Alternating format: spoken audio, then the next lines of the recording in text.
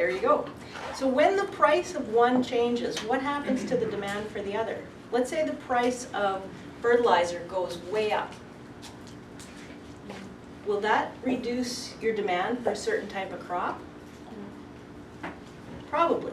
What happens when the price of fuel goes way up in terms of what you choose to drive? In the long run, what are you going to buy? A Humvee or a smart car? Or something in the middle, right? So what's happening in one market will affect another market. So what happens when the price of one good changes, it affects the demand for the other good. Well, let's do this. Okay, so let's just do beer and pizza.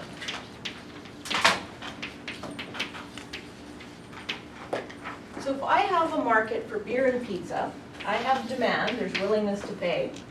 We assume people are rational, so the demand curve goes down with price and quantity. And we have the second market. And you have to show these in two different pictures, because the demand curve is going to pertain to one particular good only. You couldn't have beer and pizza on the same graph. It doesn't make sense. So there's a demand for pizza as well. And we have a certain price and quantity. Price and quantity in each of these markets. You could say the price of beer is BP, the quantity of beer is QB. Pizza, pizza. Okay. Is the price of beer going up or down right now? Or is it staying the same? Went up a little while ago, didn't it? You guys don't know, you just buy it, go in, put down the credit card or your $10 and whatever. Okay, let's say the price of beer is going up. Assuming that you're rational.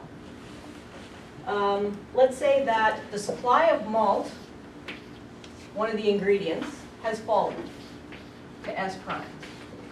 So you always start with something happening. What is causing the price change? That's the first thing you see, is a change in price or something in one market.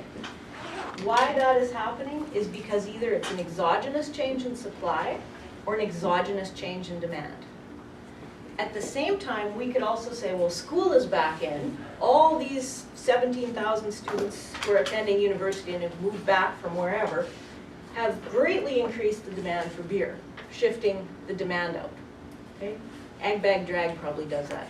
I've seen the beer cases on the two flatbed semis. At least that was what it was like 25 years ago. I don't know what it was like now. The demand goes way out. So one way or another, something is happening. Some exogenous factor is causing a change in supply and change in demand. So in this market, we've had the exogenous shock, and the price goes up. When the price of beer goes up, what's its relationship to pizza? Would you expect the demand for pizza to go up or down? Assuming you're rational. And assuming these goods go together.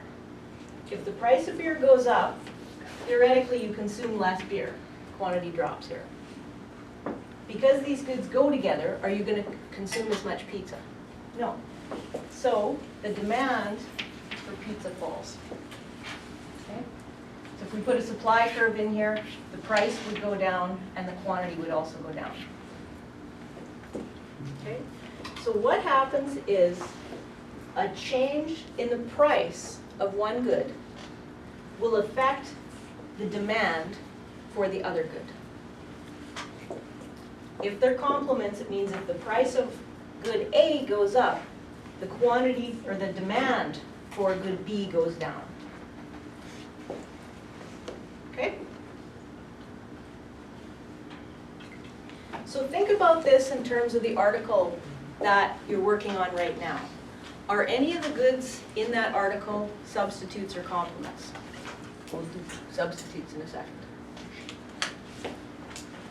Okay, any questions? You can sit and do the dynamics of this, no problem.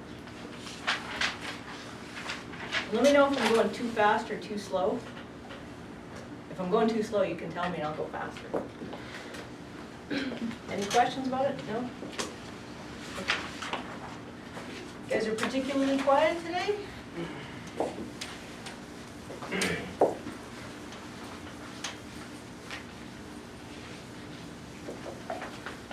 didn't think I was gonna make it this morning. I had a dental appointment at 8, and I'm usually in and out of there in a half an hour. There's a new cleaning lady now, and I swear to God, she used razor wire instead of dental floss. Like, there was blood squirting out of my mouth at one point.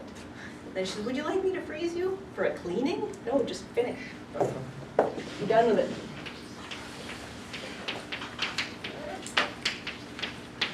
And then I was in the chair for an hour, so my hair's all buggered up too. Okay, if complements are goods that go together, substitutes are goods that, what would you say? Replace each other.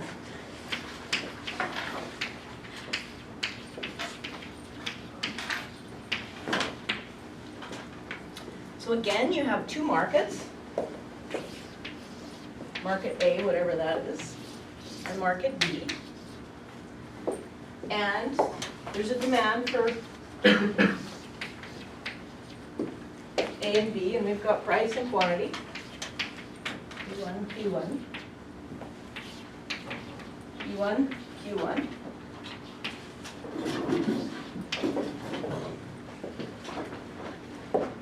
So what kind of goods can you think of that replace each other?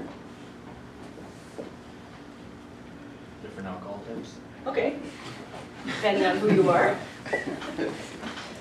Okay, so maybe rye and what would you replace with that? Beer? Scotch? Man, students don't suffer these days. You guys can afford to drink scotch? Not good scotch. Okay, crab scotch. Crab scotch, good scotch. I didn't used to like it, and then I had a conference to attend in Scotland, and I went to all these distillery tours, and there are quite a few of them actually. You're driving down the road and there'll be Glenfiddich next to Glenlivet next to Glen something or other, and anyway, I gained a nice appreciation. Okay, what other substitutes? John Deere, Massey Ferguson, I don't know. Shot in the dark, or is that definitely not substitutable? Energy sources? Yeah, energy sources. Maybe hydro versus coal. Anything else? You guys are gonna have to think of your own examples. Nothing else? That's it? Only substitutable things ever? Coke and Pepsi? Was there a party last night or something that I'm unaware of? It's like seemed hungover and extra quiet. What happens when there's a shock? Let's say that, I don't know, rye. There's a failure of the rye crop. Here's rye. And here's the scotch. So failure of the rye crop, what happens? Okay, supply decreases. So we go from S1 to S2. We have a decrease in the supply. That means the price will go up. So that's P2, Q2. Okay, quantity goes down. When the price of rye goes up, what does that cause in the Scotch market? Increase in demand. So we have an increase in demand. If we put the supply curve in there, price will go up. Quantity goes up. So in this case, for substitutes, they're goods that replace each other. When the price of good A goes up, the demand for good B goes up. Okay? And then you can follow through what happens to the quantity consumed in each of those markets. You'll have a change in price and a change in quantity. But, say again, it starts with a shock in one market that causes the change in demand for a good in the second market.